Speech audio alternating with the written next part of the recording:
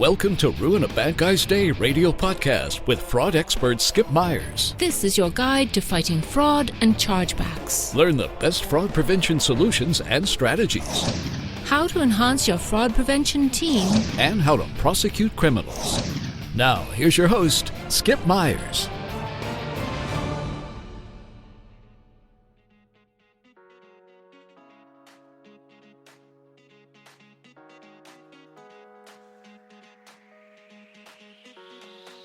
Hey everyone, welcome to Ruin a Bad Guy's Day Radio. Hi, I'm Skip Myers. I'll be your host today. Welcome back. Always love to have you guys come back to the podcast. Can't thank you enough for all the great emails and likes we're getting on Twitter and all the great suggestions that you have been sending to me about future podcasts and those of you who want to be interviewed on the podcast. So that is awesome. And I promised everyone last week on the podcast that for 2019, we're going to change it up a little bit and start inviting more people to be interviewed, the actual experts in our industry, the fraud practitioners, those of you who are actually doing the work. Wow, you could really lend a helping hand and spread the good news about joining the movement to ruin a bad guy's day. So I hope you guys made it through this week. The polar vortex, wow, it was really cold, wasn't it? Some temperatures down minus 20 wind chill or more, depending where you were. And I hope you made it out okay. And hopefully the bad guys stayed inside to keep warm too, and had a little bit slower time at trying to ruin our day, and boy, they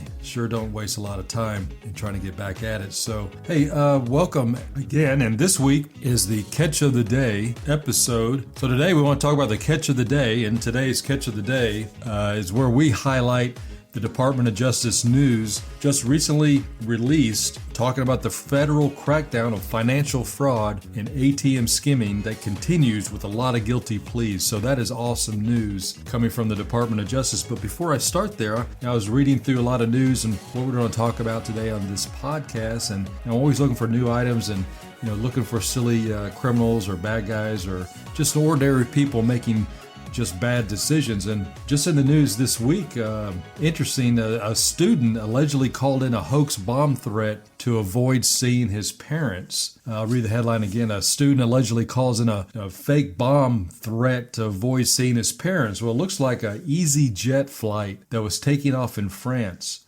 had to be diverted last week because of a fake bomb threat. So on January 18th, an easy flight from Lyon to Rennes, France was in the air when authorities received an anonymous call that suggested a bomb could be on board the plane. So after receiving that information, the pilots returned to Lyon and authorities inspected the plane, but no bomb was found. So the local authorities there in Lyon were investigating the call and said that the person behind the threat, the person that was behind this bomb threat, was a 23-year-old college student in Rennes, France.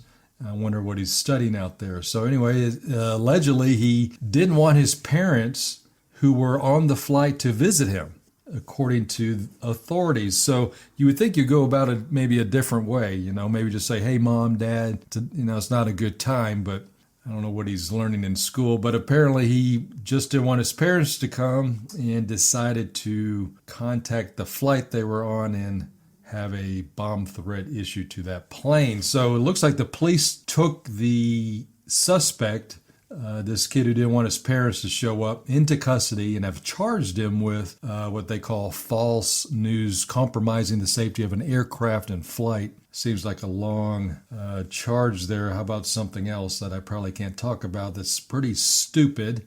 You should think twice about doing these things and maybe get to know your parents a little bit better. Maybe they need to have some counseling and therapy about being a better family and talking to each other. But anyway, his court date is coming up in May, and if he's convicted there in France, a hoaxer could face up to 5 years in prison and a fine of nearly $85,000. Sounds like he needs some psychological help too and some family counseling. I'm sure now he's probably bit off more than he can chew, and avoiding seeing his parents, well, that could be up to 5 years in prison. So not very bright.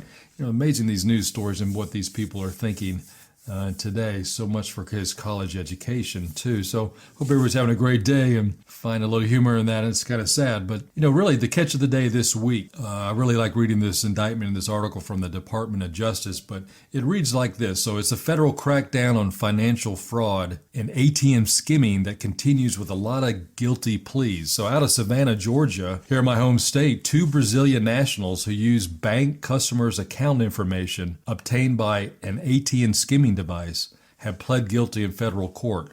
So it looks like this individual named Julio Lopez Da Silva, 38 years old, pled guilty to 1 count of conspiracy to commit bank fraud, while Anderson Santos, 41 years of age, pled guilty to 1 count of aggravated identity theft in U.S. District Court there in Brunswick, Georgia, said United States Attorney Bobby Christine. Looks like Da Silva, the main guy, faces up to 30 years in prison, while Santos faces a mandatory 2-year sentence. And unfortunately for them, there's no parole in the federal system.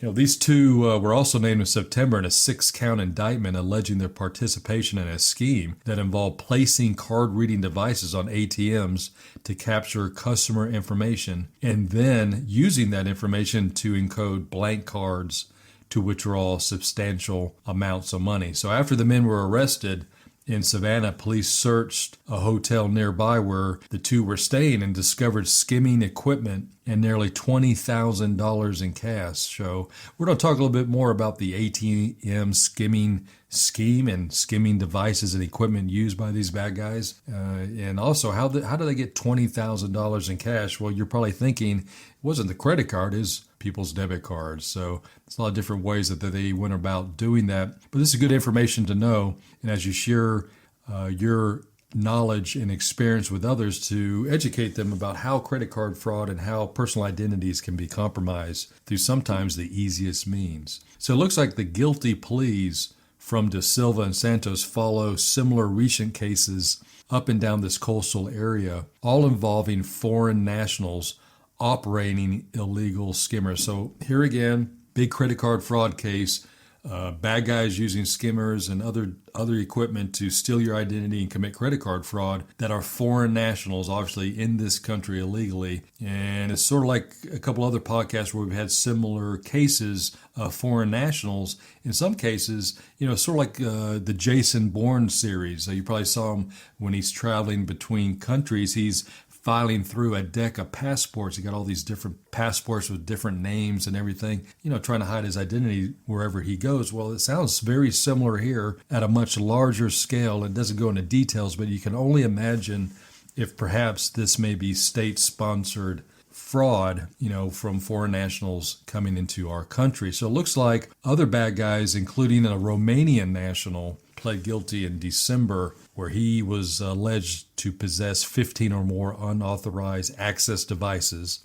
And now he faces up to 10 years in prison. So welcome to America, pal.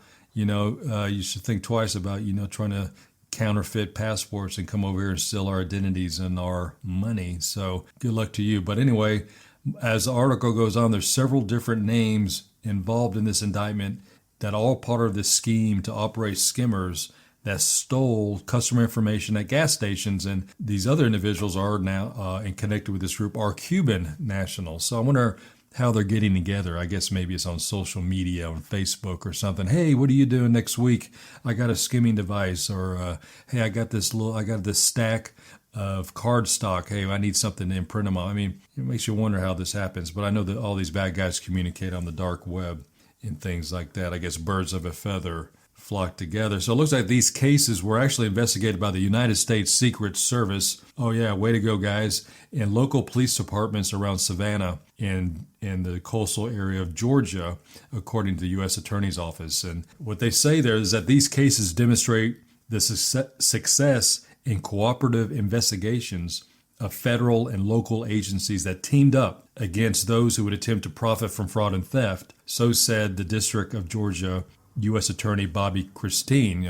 He says that law enforcement agencies and prosecutors were all working together, to find these criminals, no matter what their national origin was, and they have full intent to send them to prison, which is awesome. So one of the top priorities, as you guys know, the Secret Service is that they combat computer-related crimes perpetrated by domestic and international criminals that target our financial infrastructure. So very important job that the Secret Service does in coordinating with local law enforcement agencies and citizens just like you. So the Secret Service, too, also says that in conjunction with many retail and law enforcement partners across the United States and the world, they continually are able to successfully combat these crimes by working closely together with experts in all the affected sectors to constantly refresh and adapt their investigation methodologies. So, what are they saying? They're saying what we talk about quite a bit. And a lot of you go to the security conferences, hear a lot of different experts speak in law enforcement and so forth about the importance of partnership with not just other retailers and other merchants, but with that local law enforcement. And local law enforcement is the first place you go to establish that relationship. And from there, it can continue with the federal law enforcement agencies like the Secret Service and FBI. So if you haven't done so already, make a contact with local law enforcement in your area and in your local jurisdiction. There will be a day where you're going to get upset enough, if you haven't already, to send your case file, your big fraud investigation, to a law enforcement officer or an investigator. And they will work with you in conjunction, perhaps, with federal law enforcement authorities, depending on the magnitude and size of your fraud case, to work together to really put the bad guys away. And isn't that what it's all about? Isn't it time that we really turn the tables on the fraudsters? I mean, here you have another example of foreign nationals, in this case from several different countries here, from Brazil and from Romania and from Cuba, coming over here illegally to do one thing, and that's to defraud you and steal your money. And who knows what the scale of this is? It could be state-sponsored fraud or organized crime from overseas. But whatever it is, it's important that we work together to identify the threat and work with local law enforcement to ruin their day. So let's talk a little bit more about the skimming devices, or how credit card skimming actually works.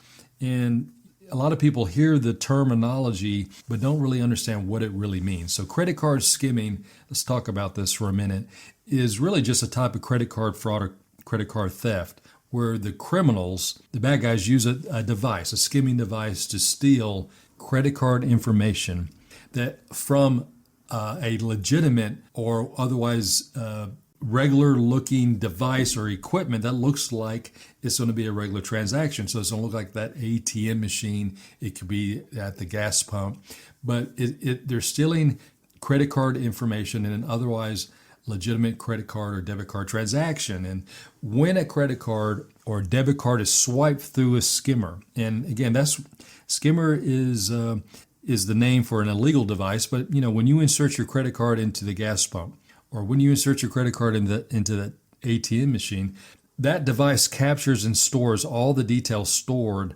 on that credit card's magnetic stripe. So that stripe contains, as you probably know, the credit card number, the expiration date, and the credit card holder's full name. And that's what the bad guys want. So in the skimming machines that the thieves use, they use the stolen data to make fraudulent charges, either online or by making a counterfeit credit card.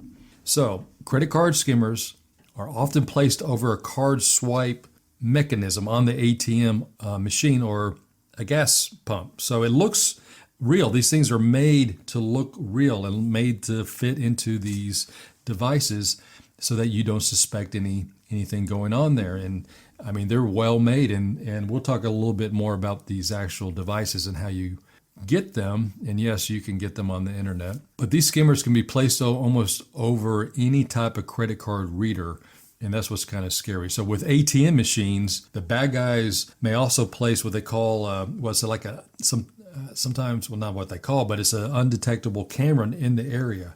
It's a covert camera. So what they're trying to do is when you're up there, so they already got the skimming machine in the ATM, but if it's a debit card type scam where they're trying to find a way to get funds out of your account, they need your PIN number, right? It makes sense. So a lot of these cases involve the bad guys putting a small covert camera nearby so they can see you entering your PIN number. So this gives the bad guy all the information they need to make cards and withdraw cash from your checking account. Kind of scary, right? So sometimes, too, certain retailers and restaurants, those people that work there, if they're crooked, handle credit cards.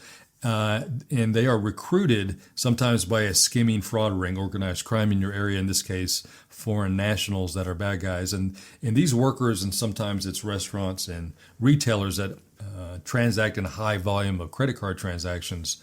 The bad guys in those locations sometimes have a handheld skimming device. So they use that. You hand the card to them to pay for your meal. The waiter or waitress leaves. They have a small handheld device. They skim your card through this device. It looks like a normal transaction. And at that time, they've stolen all the information on your magnetic stripe. So, for example, as I said, so often we take it for granted. You hand over your card to a waiter or a waitress, to pay for the check at the restaurant. They leave, they walk away with your credit card. And if they're part of the skimming ring, they're dishonest and so forth. This is a great opportunity for them to swipe that card through that skimmer without being detected. You won't know otherwise. And once they have your credit card information, once it's been stolen by these bad guys, the bad guys then will either create cloned credit cards, counterfeit credit cards, to make purchases in a physical store and use the account to make online purchases because they have that information. As you know, that's all they need to make an online purchase. Or they sell the information that they just stolen from you on the internet, the dark web. Not always have to be the dark web. There's other sites on the internet that anyone can go to and pay for your stolen information. So victims of credit card skimming schemes, quite often we're not aware of the theft even took place or where it happened, but it's not until we notice some unusual charges on our account, our bank statement, or our credit card bill.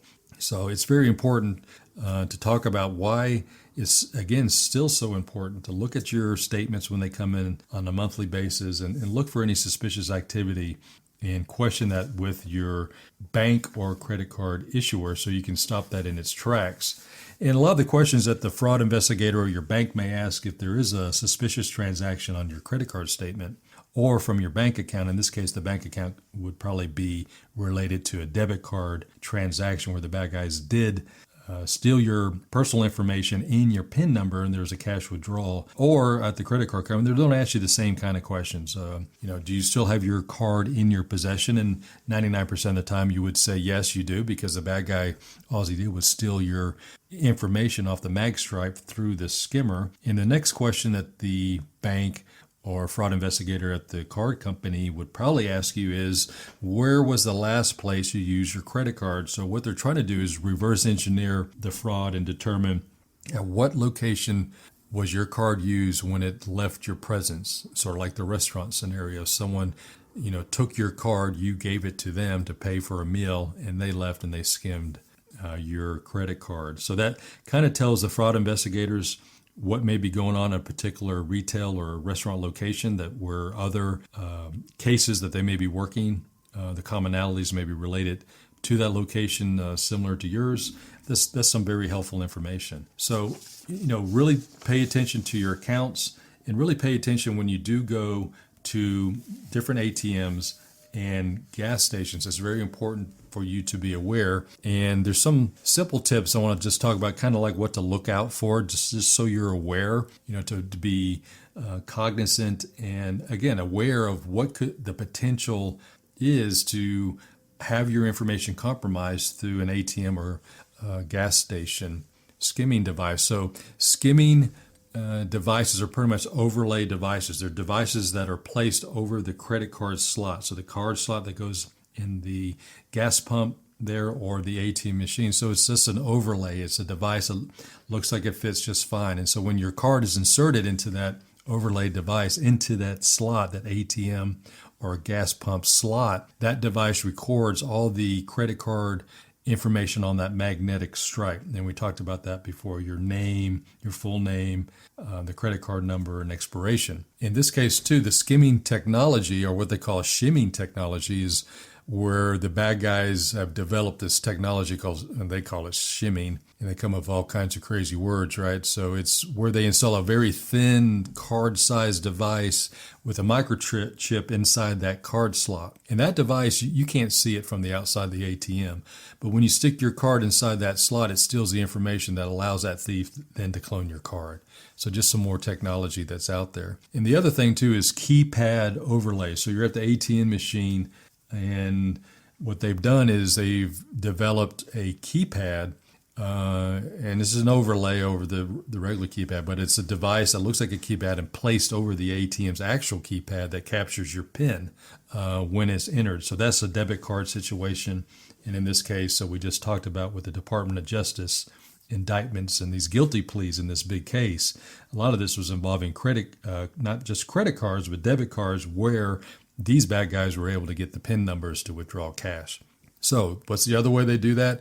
We sort of talked about it briefly before, but little tiny covert cameras located nearby an ATM or even a gas pump, I guess, when you're entering your card and it's a debit card, they're trying to steal your PIN number. So those cameras are used in conjunction at that time with that skimming or shimming device. And so that camera that's placed near that location of that ATM is there to record when you punch in your PIN number. So they're capturing that information so that later they can take out funds from your bank account. So, a lot of times too, what's interesting through the years that I've been doing this, long ago, this has been going on a long time, same sort of scenario where bad guys can imprint credit card mag stripes with your stolen credit card information, is that today, with the evolution of technology, including Bluetooth technology and Wi-Fi, now some of these skimming devices are actually Wi-Fi or Bluetooth compatible. So someone nearby has a receiving device that an app or a computer on their computer or their phone, and they're actually receiving transmitted information from that skimming device. So they're kind of nearby, which means they don't have to go back to that actual location to retrieve that skimming device piece of equipment. It's just being relayed to them through a Wi-Fi or Bluetooth connection on an app that they may have. That's pretty sophisticated. Wouldn't doubt if some of these bad guys, these foreign national guys, had some sort of technology like that too. So what's scary about this, if you haven't already, and it's out there on the web, just Google ATM skimming device, and you'll see all kinds of hits that come up with all kinds of different products out there where you can buy one. Please don't do this. Don't recommend it whatsoever unless you want to be part of an indictment at a future date. But they're readily available, and it's crazy that still happens. But that's been going on for several years. So that's just one piece of the equipment. If you're making clone cards or counterfeit credit cards with other people's stolen information, you need card stock. Well, Google credit card stock for sale, and you'll see card stocks, credit card, plastic card stock for sale in different quantities, 100 packs, 250 packs, 500 packs, and that's for sale too. So if you're going to steal someone's credit card information, you need a card to print it on. Well, guess what? You can go to Google and buy that too and find a company that sells that stuff. So what else do you need? Well, you need a device that will imprint that stolen information on that card stock that you just purchased. Guess what? You can get an imprinting machine that will transfer that information onto that magnetic stripe on that card stock you just purchased. So now you have a full-blown counterfeit clone card with someone else's identity on it. And this is nothing new. Bad guys have been doing this forever. It's important that you, as the fraud investigator and the fraud prevention expert, understand the potential impact that this kind of technology has on not just you, but other people. So when you see credit card fraud cases come in, ask those same kind of questions. I do sometimes too. I talk to people all the time, and they'd say their card was compromised or used at a location that they've never been to or ever even heard of before.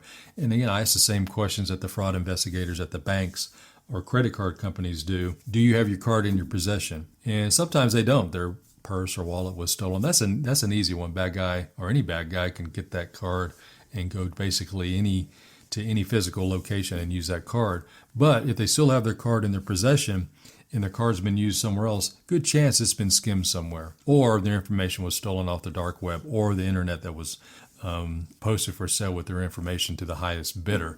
But it's just good information to know. So just take some time, educate yourself, and it's a little eye-opening when you go to the web and you search for those type of products, how easy it is to get the right kind of equipment to steal other people's information and identity through ATMs or gas pumps. So what can you do? What can we do at least to stop this and slow it down? And again, it all starts with awareness and education. So whenever you go up to an ATM machine, watch for signs that ATM may have been altered in any way. And again, it starts with that card slot. Does that ATM have parts that just don't fit right? I mean, are they crooked? Are they misplaced? Are they kind of damaged? I mean, we should really look at that. I mean, I know I do. I'm always kind of paranoid about these things. But when you insert your card, especially at an ATM machine, for instance, that is a little bit more secluded, it's a little bit out of the way. It may be a standalone ATM machine that's at a sporting event or a concert. It's not part of a bank or inside of a bank wall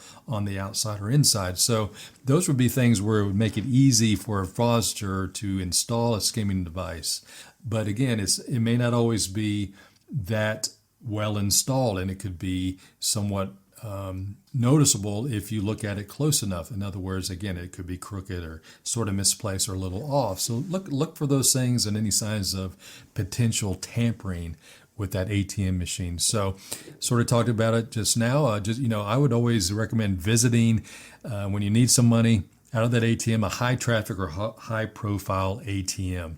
ATMs that are in areas that are high traffic and high lit areas, in stores and lobbies and shopping centers and the malls, and again, where there's a lot of people around, they're definitely more safer than those standalone units I just spoke about. So remember, those bad guys, those scammers want to stay, out of view. They want to be invisible when they're installing these skimming devices. They don't want anybody to see that. So that's how they get away with this. They're able to do it usually in these secluded standalone ATM machines or the gas stations that are kind of secluded are easy targets for the scammers to install these skimming devices so that they can collect your information. So another simple one, you see this sometimes on ATMs or at the gas pump, but cover your hand when you're entering your PIN number. I know I do. I mean, there's so many people around. Why wouldn't you do that? So that's a great safety tip there. You should always do that even when you don't see anybody around. I mean, who knows? Might be that little sneaky camera nearby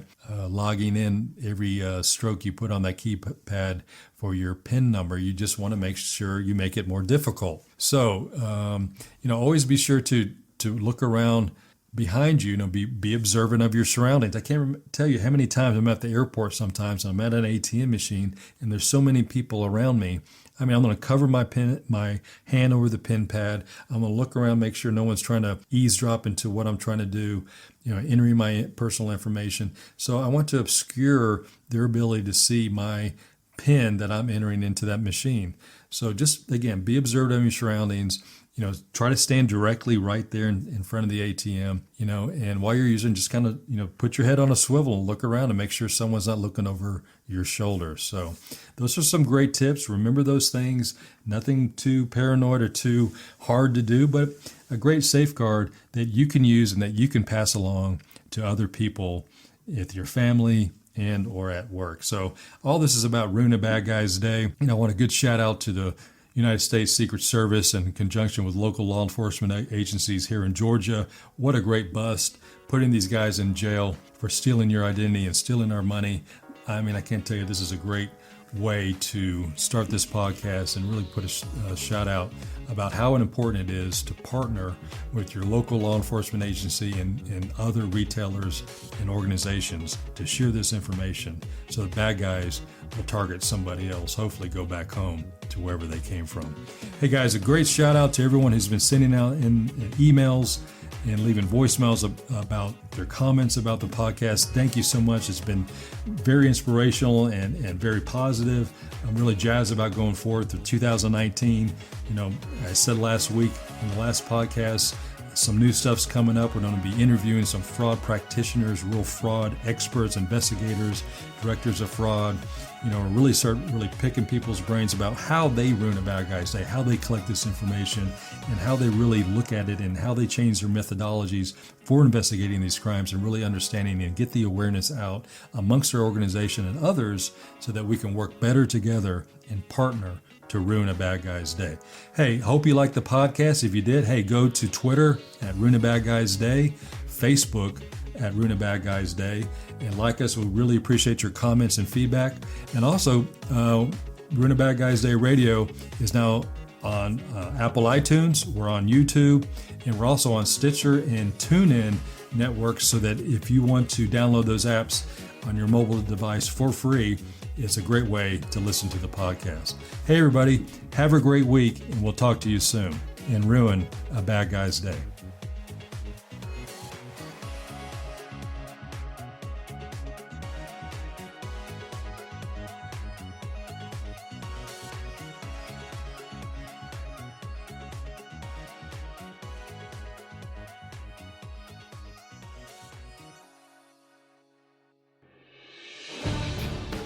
Thanks for listening to Ruin a Bad Guy's Day radio podcast with Skip Myers. If you liked our show, please tell your friends and colleagues. You can learn more about us at ruinabadguysday.com or visit us on Twitter and Facebook at Ruin a Bad Guy's Day. Join us for another episode of Ruin a Bad Guy's Day radio podcast. The information provided in Ruin a Bad Guy's Day radio podcast is for informational purposes only. It should not be considered legal or financial advice. You should consult with legal counsel or other professionals to determine what may be best for your individual or organizational needs.